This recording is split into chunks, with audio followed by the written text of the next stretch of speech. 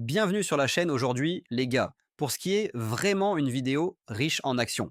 C'est le genre de vidéo où l'on veut prendre un petit encas, peut-être s'installer confortablement et se détendre car nous allons passer en revue toute l'action ici concernant les départs du club, ceux qui sont confirmés, certains sont sur le point de l'être, et ce que tout cela signifie pour le FPF, pour la règle 1 pour 1 à Barcelone. Nous allons même parler aujourd'hui d'un requin. Bien sûr, je parle de Ferran Torres. Nous avons les toutes dernières infos sur Nico Williams alors que nous sommes maintenant dans le mois crucial de juillet. Tout se passe. Préparez-vous et allons-y, car commençons tout d'abord avec Sergi Dominguez. Ce n'est pas le nom le plus célèbre, je ne le prétends pas, mais chacun a son importance. Tout s'additionne cet été en matière de FPF car il a officiellement rejoint le Dynamo Zagreb en Croatie dans le cadre d'un transfert permanent. Vous vous souviendrez peut-être que ce défenseur central de 20 ans a fait 6 apparitions en équipe première la saison dernière lorsque nous avons souffert d'une petite crise de blessure. Il est intervenu, a fait de son mieux, mais il est maintenant parti pour un montant de 1,2 million d'euros. Comme je le dis, ce n'est pas une grosse somme.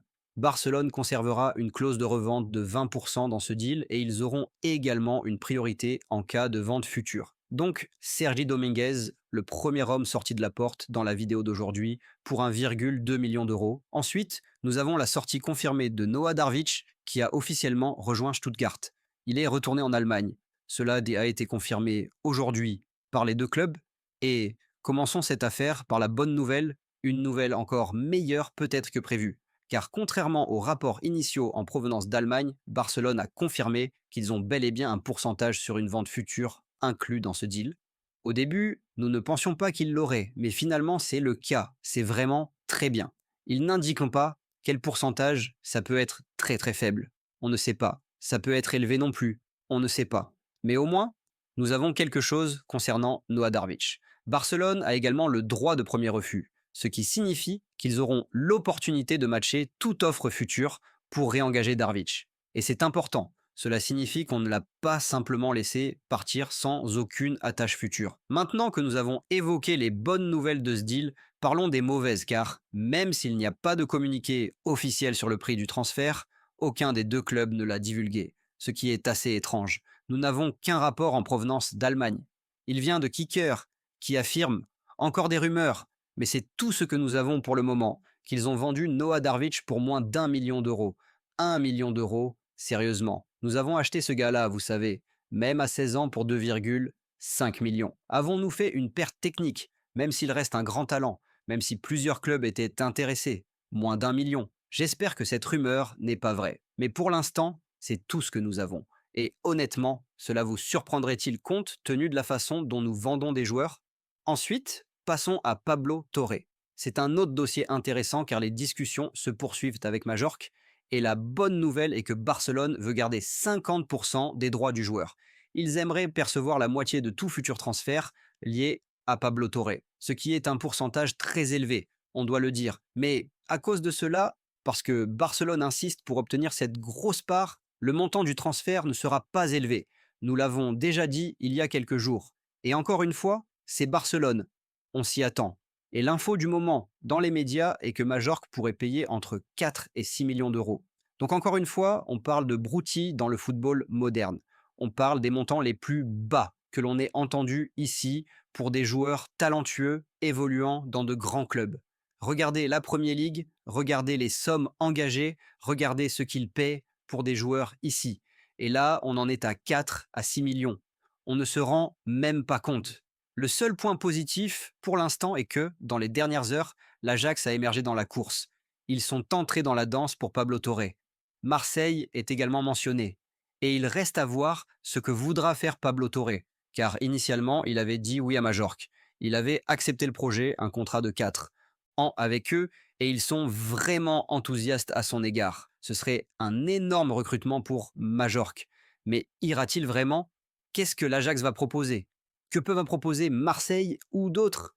Mais encore une fois, les montants ne sont pas idéaux. Cependant, même si ce n'est pas idéal, même si ce n'est pas l'argent rêvé, tout cela restera très important pour Barcelone cet été. Car concernant Pablo Torre et les départs, plusieurs sources disent que Barcelone est à seulement 8 millions de l'objectif de la règle 1 pour 1 cet été. Et souvenez-vous, C'est la clé pour signer et enregistrer Nico Williams et d'autres joueurs. La règle 1 pour 1 est essentielle si l'on veut revenir à celle de La Liga et faciliter les choses. Et Barcelone serait donc à 8 millions de cette règle. À ce stade, on se dit, ok, la vente de Pablo Torre ne suffira probablement pas à elle seule. Nous n'en tirerons pas tout cela. Nous avons aussi le renouvellement de Frenkie de Jong, avec un étalement salarial sur plusieurs années, ce qui va aussi réduire la masse salariale. Cela va contribuer à combler les 8 millions restants, et Barcelone recherche encore d'autres revenus, mais il y a vraiment l'espoir que ce ne soit pas un montant énorme et que ce soit très réalisable. Ce qui nous amène à Pau Victor. C'est une situation vraiment fascinante, parce que c'est assez similaire à ce qu'il se passe avec Pablo Torre, ce qui est arrivé la saison dernière. Je pense que pour lui, le potentiel est là. Nous avons vu de la qualité, des éclairs de génie lors de la pré-saison, où il était absolument spectaculaire devant le but. Mais en saison, il n'a pas eu les minutes nécessaires pour développer son jeu et devenir le joueur qu'il peut être. La question cet été est donc, que fait-on de Pau Victor? Si vous étiez lui, que feriez-vous? Auriez-vous envie de rester à Barcelone? Iriez-vous ailleurs? Pensez-vous qu'il faut partir pour avoir du temps de jeu? Et si vous êtes le club, voulez-vous le transférer cet été? Parce qu'il y a Lewandowski devant lui, Ferran Torres, dont nous parlons aujourd'hui, et si le club recrute un autre attaquant, pas seulement Nico, mais peut-être Marcus Rashford, Pau Victor risque vraiment de ne plus avoir sa place. Je pense donc que son avenir est probablement ailleurs. Les médias disent que le Real Betis et Séville sont intéressés. On ne sait pas encore s'il s'agira d'un prêt ou d'un transfert permanent, comme pour Pablo Torre. Et je dirais que Betis a l'avantage car Barcelone a de très bonnes relations avec eux. Nous n'avons pas les mêmes avec Séville. Donc Betis est en pole position. On a fait de bonnes affaires avec eux ces dernières saisons. La relation est excellente. Mais vous, qu'en pensez-vous pour Pau Victor? Pensez-vous qu'il doit partir? C'est un peu dommage, un peu malchanceux au regard du démarrage fulgurant qu'il a eu la saison dernière. Mais dites-moi ce que vous en pensez en commentaire. Les gars, ne vous méprenez pas. Quand on parle de malchance, de situation déprimante, c'est l'un de ces cas, car ça me fait mal de dire qu'Ansu Fati quitte le club. Il est officiellement parti aujourd'hui, il a rejoint Monaco en prêt, avec une option d'achat fixée à seulement 11 millions d'euros. Si là-bas il retrouve des performances, inscrit quelques buts, reste en bonne santé. Il y a fort à parier que Monaco activera la clause d'achat, peu chère à 11 millions. Mais ils devront prendre en charge son salaire. C'était crucial pour Barcelone de se débarrasser de ses salaires. C'est aussi pourquoi vous constaterez qu'il a prolongé avant de partir. Il a signé jusqu'en 2028. Et encore une fois, tout cela est orienté FPF. Répartir le salaire, étendre les coûts avec davantage en fin de contrat et viser le court terme. Nous avons vu ceci souvent chez Barcelone. Mais malgré tout, ça me rend triste. Vraiment triste. Même si la saison dernière, il n'avait pas sa place dans l'équipe de Flick. Rester et attendre était inutile. À partir de janvier, il savait qu'il n'aurait pas de temps de jeu. Flick, lui, l'a clairement dit.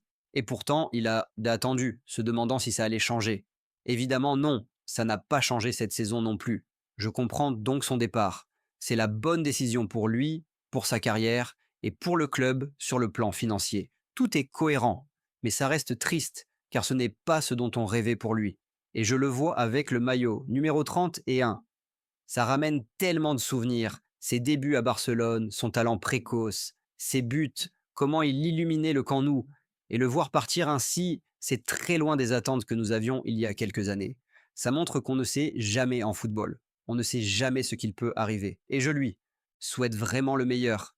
J'espère qu'il se relancera, même pas au meilleur niveau, mais retrouvera des sensations, des sourires, de la précision. Je lui souhaite de réussir, simplement pour lui. Bonne chance en sous et montrons-nous ce que tu peux faire. Les gars, c'est vraiment intéressant. Comme je l'ai dit, en football, on ne sait jamais. Un jour héros, un jour oublié. Et ça peut basculer dans l'autre sens aussi. On peut exploser. Je trouve fascinant ce qui s'est passé la saison dernière avec Ferran Torres. Il m'intrigue. Je veux savoir ce qui va se passer avec lui cette saison. Je trouve intéressant qu'à chaque été, on ne le voit pas. La saison se termine, les joueurs partent en vacances. On les voit sur les réseaux. Ferran, rien, on ne l'entend pas, on ne le voit pas. Et pourtant, il bosse. Il a repris l'entraînement, la conditioning, la préparation pour la nouvelle saison depuis 15 jours, selon les médias. J'adore cette attitude. Et la saison passée, ça a payé. Il a joué un rôle important, même s'il était souvent remplaçant, un joueur impact. En rotation avec Lewandowski, il a marqué des buts cruciaux et aidé l'équipe. Et je me demande, cette saison, va-t-il franchir un palier? Va-t-il élever son niveau? Nous savons que Lewandowski jouera probablement sa dernière saison. Il va donc y avoir plus d'opportunités pour Ferran, des chances de montrer qu'il peut être l'homme, mener l'attaque, être le numéro 9. Et j'ai hâte de le voir. Car, à mon avis, en analysant son jeu, il y a là encore du potentiel inexploité. Il fait encore quelques erreurs, il manque parfois la finition, il peut encore s'améliorer. J'aimerais vraiment qu'il y arrive. Et aujourd'hui, j'ai trouvé intéressant de le voir s'exprimer au sujet de Nico Williams. Il a dit clairement: j'aimerais beaucoup jouer avec lui, vraiment jouer avec Nico, car nous pourrions former un bon trio. Parlant probablement de l'an prochain, Ferrand est donc ouvert à Nico Williams, très enthousiaste à l'idée d'évoluer avec lui la saison prochaine. Et quel rôle Ferrand va-t-il tenir? Peut-il jouer un rôle pivot dans l'équipe? Peut-il atteindre un niveau encore supérieur? Car cela nous amène justement à l'homme en question, Nico Williams. Et je dois dire que les médias n'arrêtent pas d'en parler. Hier, on a eu des informations contradictoires sur les négociations avec Barcelone. Ont-elles échoué? Sont-elles au point mort? Ont-elles stoppé? Ont-elles ralenti? Les agents de Nico ont-ils demandé des garanties? Et je pense que dans ce genre de situation, les gros transferts, il faut écouter les sources fiables, vraiment dignes de confiance. Donc je crois qu'il faut regarder ce qu'a dit Fabrizio Romano ces dernières heures à ce sujet, car il a ouvertement admis qu'il est vrai que l'entourage de Nico demande quelque chose à Barcelone. Ils réclament actuellement une sorte de garantie formelle, par écrit, concernant son enregistrement. Donc j'ai trouvé fascinant tout d'abord que Fabrizio dise que c'est vrai. Vous savez, ce n'est pas quelque chose qui a été fabriqué et amplifié par les médias. L'entourage de Nico demande activement une garantie à Barcelone, et il semble que cela vienne davantage de l'agent. Il ne s'agit pas vraiment de Nico lui-même en ce moment, c'est l'agent, il veut que tout soit officiel sur papier. Mais ce que Fabrizio a souligné, et je pense que c'est important à noter, c'est que ce n'est pas une panique généralisée. Le deal n'est pas soudainement annulé du jour au lendemain, il n'est même pas en suspens. Les deux parties sont en discussion, en négociation. C'est ce qui se passe lors de gros transferts. On alterne offre et contre-offre. Tout n'est pas rose à chaque étape. Et Barcelone a essentiellement dit à l'entourage de Nico, ou essaie de les rassurer un peu: pouvez-vous nous faire confiance? Gardez foi en nous, car cet été nous garantissons que Nico sera bien enregistré. Et ce qui est aussi notable, c'est qu'en ce moment, pour la clause libératoire, Barcelone suit maintenant les étapes avec la Liga. Je pense que nous pensions tous que début juillet, la clause serait payée. Mais je crois qu'avec Barcelone, ce n'était jamais réaliste. Pensiez-vous vraiment que tout serait planifié, organisé, validé par la Liga dès le 1er juillet? Je pense qu'en connaissant ce club, nous savions tous que ce ne serait pas le cas. Ils auront besoin de temps pour gérer les formalités, les aspects techniques. Nous avons vu la même chose avec Johan Garcia, un accord plus simple, et pourtant ça a pris du temps pour payer la clause et tout mettre en ordre avec la Liga. Donc ces choses prennent du temps. Et j'ai trouvé intéressant que Gérard Romero ait évoqué le moment du paiement de la clause. Il a déclaré que deux sources lui avaient dit que la clause de Nico Williams serait réglée le 1er juillet. Il a ajouté qu'une autre source parlait du 2 juillet. Et une autre encore ne voulait pas s'engager sur une date. Et je pense que ce que nous pouvons en tirer, c'est que personne ne sait. Absolument personne n'a la moindre idée de quand Barcelone paiera la clause. Ce n'est pas qu'ils ne peuvent pas le faire. Ce n'est pas qu'ils en sont incapables. C'est simplement la question de surmonter tous ces obstacles techniques. Et en ce moment, on entend dans les médias que ça pourrait être vendredi ou même le week-end. On ne sait jamais avec ces situations. Mais je dirais, ne vous attendez pas à une action trop rapide. Si ce n'est pas payé le 1er, le 2 ou le 3 juillet, ne pensez pas soudainement qu'il faut paniquer. Cela prend du temps, surtout avec Barcelone. Ils ne sont pas pressés. Mais ce que nous savons, c'est que Nico Williams, il est en vacances. Et encore une fois, il ne panique pas, il ne stresse pas. Il est en vacances avec Lamine Yamal. Ils sont réunis. L'été a été chargé pour Yamal. Il profite pleinement. Et apparemment, les deux sont à Marbella à se détendre, à attendre des nouvelles du club. Donc je dirais à nouveau pour Nico, pas de raison de s'inquiéter. Peut-être que des garanties sont exigées, peut-être que la clause est en cours de paiement. Mais tout va se finaliser. Ces choses prennent du temps. Il faut régler tous les détails. Barcelone doit activer la règle un pour un. Et peut-être qu'une fois accomplie, cette règle sera elle-même une garantie. toutes ces pièces se mettent en place doucement. Barcelone clôture des arrivées, des départs. Et je suis persuadé qu'au final, tout sera bouclé et que Nico Williams sera joueur de Barcelone. Donc comme je l'ai dit, les gars, quel voyage, n'est-ce pas? Il s'est passé énormément de choses aujourd'hui. Alors dites-moi comment vous vous sentez. Que pensez-vous de ces départs? Que pensez-vous des montants évoqués? Et quelles sont vos impressions sur les toutes dernières évolutions concernant Nico? Selon vous, quand la clause sera payée, organisons un concours. Si vous pouvez donner la date et l'heure, dites-les dans les commentaires ci-dessous. Donnez la date et l'heure exacte du paiement. Si vous avez raison et que vous pouvez le prouver, ne modifiez pas votre commentaire. Alors, on vous fera une mention spéciale. Voyons qui sera le plus proche du moment où Barcelone réglera la clause de Nico. Un petit défi sympa sur la chaîne. Partagez vos avis ci-dessous. On se retrouve très bientôt. Mais d'ici là, comme toujours, Visca Barça.